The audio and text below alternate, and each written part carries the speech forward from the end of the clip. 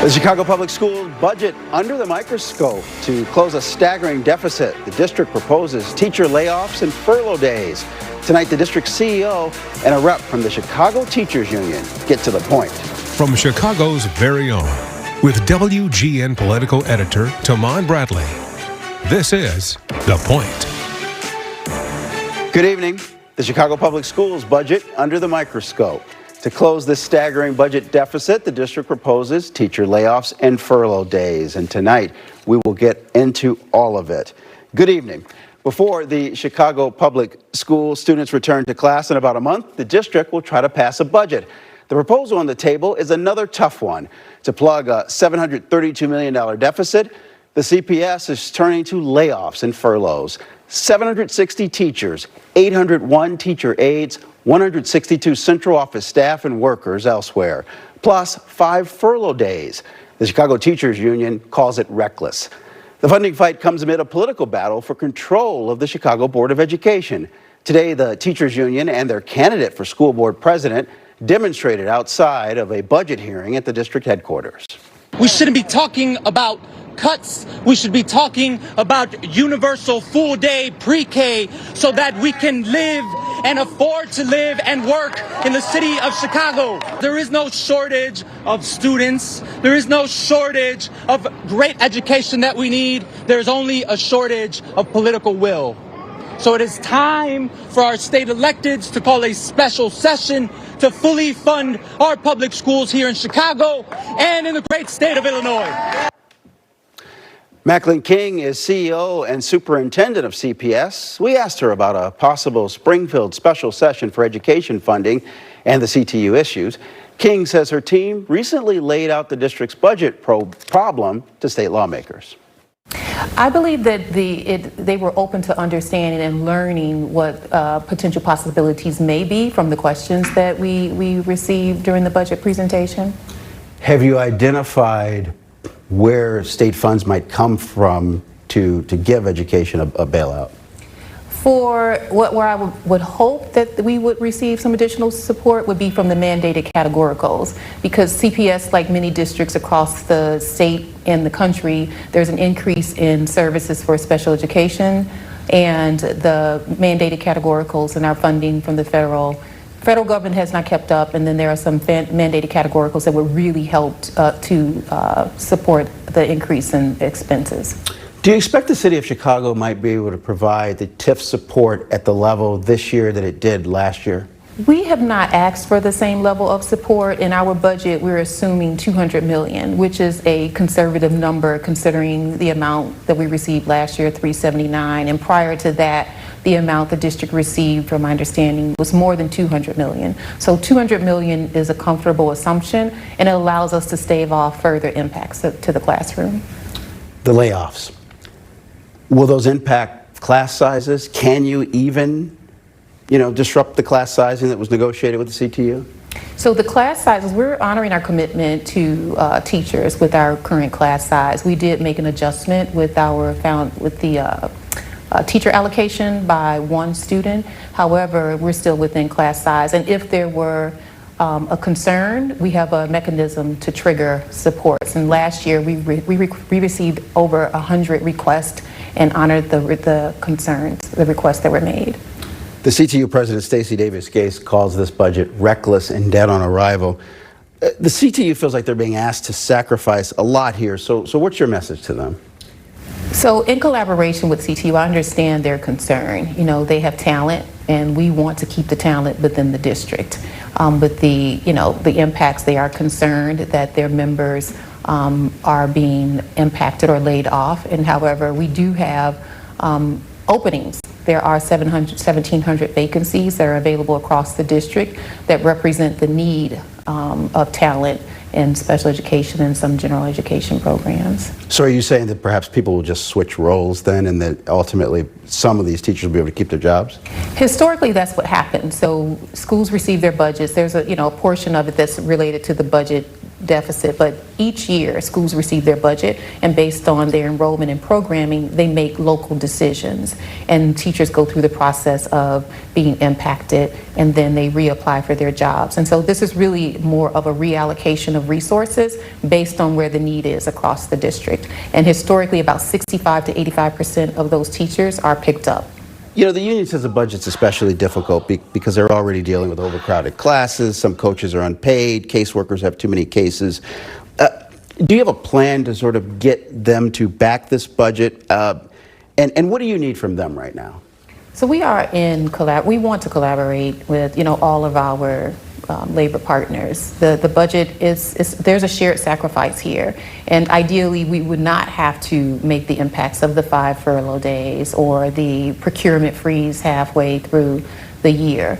And we understand their concerns, which is why the impacts are delayed by 6 months to allow us, in collaboration with our labor partners, to pursue additional funding so we could pull back the 5 furlough days. We will not have to follow through with the procurement freeze. So we understand their concerns and hope that we will be able to work with them in securing additional funds. Kat Summerone is a music teacher at Disney Magnet School and the legislative chair of the CTU Political Action Committee. Welcome. Thank you for having me. You just heard from Dr. King, who says there's 1,700 vacant positions. Teachers who are laid off can apply. So why won't you work with the district during these tough times? We love to work together with the district. There are a number of ways that we could work together. For example, many of us were at a Cook County board meeting last week because the county property tax payment from the county to CPS has not actually been made yet. That would have been a situation where we would love to work together with CPS in that. Unfortunately, we were there, CPS was not. There are many places where we can work together. We have the same goal. What's the best for kids? How do we get the best into the classrooms? But we need to be planning ahead and not putting Band-Aids on issues. I want to play for you a little bit of what Governor Pritzker has said several times now. He'd like to do more, but the budget is tight. I think we have this clip. I agree with everyone who says that schools are not as well funded as they should be. Indeed, every year I have increased funding for our K-12 education. It's almost $3 billion in total. It's a time of great austerity. Where's this money going to come from? This is a great question. We know that this past legislative session, there were $4 billion with a B dollars of progressive revenue proposals left on the table this session. There are options to pay for not just Chicago public schools, but schools across the state that are underfunded. There are over 100 districts that are underfunded. And so we could be supporting all of our students without raising people's property taxes, without doing garbage fees. There are proposals on the table. And so we need the governor, we need our legislators to call a special session because we think that our students are the mega project that we need to be working on. But absent that, if the money doesn't come and the money is what it is, what's the fix? Look, I think we need to be asking the right questions. The right question is, what do our students deserve? What do the students in our own families, our neighbors, our cousins, what do they deserve in our schools? At the CTU, we're fighting to expand dual language access across the city of Chicago to every corner. I was a music teacher. I saw kids open up in music classrooms in a way that they don't always do in other classrooms. There's a right place for everybody. When our schools are fully funded, students can actually find the place that's right for them, the place that makes them fall in love with learning, the place that makes them feel ready to come to school every day. That's the goal we need to be working towards. How do we fully fund all of our schools? And how do we do this not on the backs of students, not so that classrooms have 40 kids in a class? We've been there, we've done that, we can't go back to that. We need to be asking the right questions. There continues to be the question about the decline in enrollment and some people advocating for right sizing, as they call it, the district.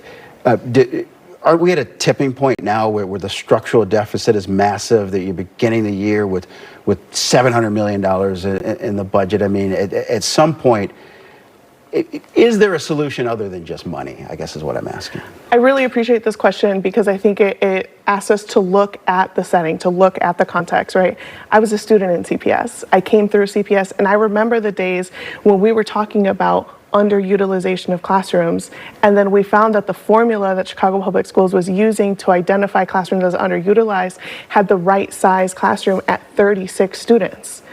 No parent wants that for their child, for your child to be 1 out of 36.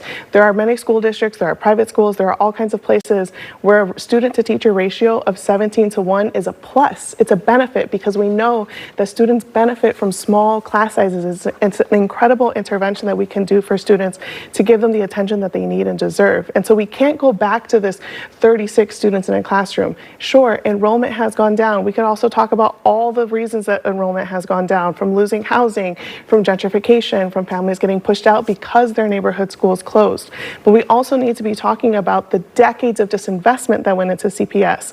We are correcting the course right now. Sure, enrollment's down, but staffing is up because there used to be classrooms with 40 kids in a class where there were more students than desks. We cannot go back to that. I've got about 30 seconds left. CTU has endorsed 14 candidates for the 21 school board seats. Will the CTU-backed candidates make up a majority after this election? And given that members rejected the due increase, are you going to have the money that you need to win these contests? Look, our money comes from our members. I give both in my union dues and through our PAC. That's what we do. But the question here is, who's asking the right question? The question is, what's best for kids? And that's how we make our endorsements. That's who we plan to back. Do you have enough to compete and win a majority on the board? That's our plan. That's the plan. Well, you're going to have to fundraise it, right? And then lastly, just very quickly, how far is the union willing to go to stop these cuts? That's a great question. That's a decision that we make together. You know, we've got to do it in community with our members, All with options parents. on the table? You know, that's something that we're discussing. Okay. All right. Thank you so much, Kat Samaron. Did I get that right? That's it. Thank you. Thanks for coming in, and I appreciate you. Thank you. We're back in 60 seconds.